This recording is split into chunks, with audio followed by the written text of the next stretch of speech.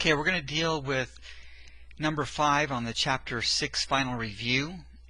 This is dealing with a nested loop. We look at the declarations. They're 1 and 2, which are assigned here to x and a. We go to the while loop. This is the outer loop. The outer loop has a starts here and goes to here. And so all these lines of code must be executed every time through the loop.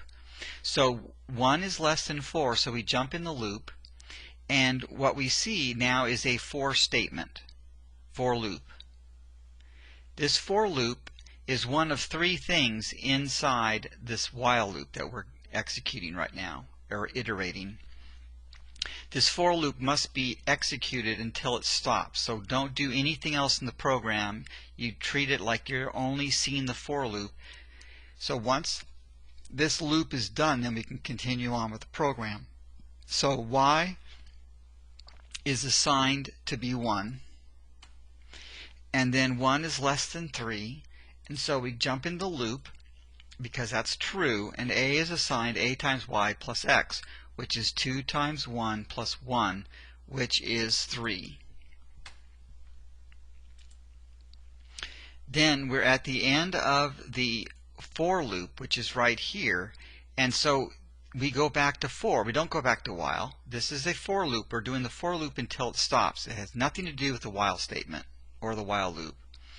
And so we go on in here, and so y becomes 2, and then 2 is still less than 3, so we jump back in the loop. So now 3 times 2, which is 6 plus 1 is 7, so a is assigned 7 here. We're at the end of the for loop, so we go back to the third part of the for statement and we update y again. Now this time 3 is less than 3, so that is not true, so that stops the loop.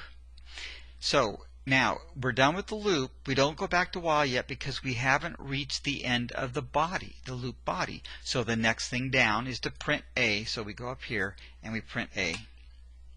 Then we update x, x becomes 2. Now we are at the end of the while loop, and so now it says end of loop, go back to while. So now we go back here. X has been updated, so it's getting closer to making this Boolean expression false. And so we are then going to jump in the loop, and in the loop we have the for loop again. Now when we get to this for loop, we have to start all over as if we've never seen this for loop before. And so this right here gets executed again. So now y is assigned to be 1. It's reinitiated, or initialized, I guess I should say. Let's pause for a second. Okay, so what we see here is that y has now been reassigned 1. Starts all over again. And so 1 is less than 3, we jump in the loop. Now it's 7 times 1 plus 2, so that's 9. So now a is 9. And then we are at the end of the loop. We go back to y plus plus, so y gets updated to 2. 2 is still less than 3. We go back into the loop, and so now it's 9 times 2 plus 2, which is 20. So now a is 20. We are at the end of the for loop.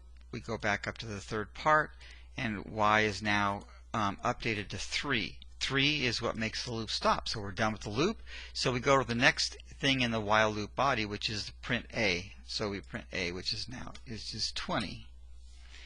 And then we update x. And then we're at the end of the while loop, so we go back to while. 3 is still less than 4, so we jump in the loop again, and we have a for loop and 2 statements. And so the for loop, we start with 1. We have to reassign y to be 1 again. So it starts all over because every time we re-establish the for loop. Okay, that doesn't make sense. So somehow this is not changing to red, and I have no idea why. There we go. And so now it's 1 again. So we go through this whole thing again. And so so 20 times 1 is 20 plus 3 is 23. So A is assigned 23. And then we go back up to y++, it becomes 2. And then 2 is still less than 3, we jump back in. 23 times 2 is 46 plus 3 is 49. So now A is 49. We're at the end of the for loop. We go up and update y. Y becomes 3. 3 again is what stops the loop, so we jump out of the loop. We go and print A now, and A is 49. So 49, and we go and update x. X is now 4, which is great because now the 4 makes the while Boolean expression false, so now we jump out of the loop, the whole while loop thing, and we go to the next line below the while loop, which is to print a blank line. So we should have a blank line in here, and then so the insertion point's on the next line, and then we're going to print x, which is 4, and y, which is 3. And that's how it works.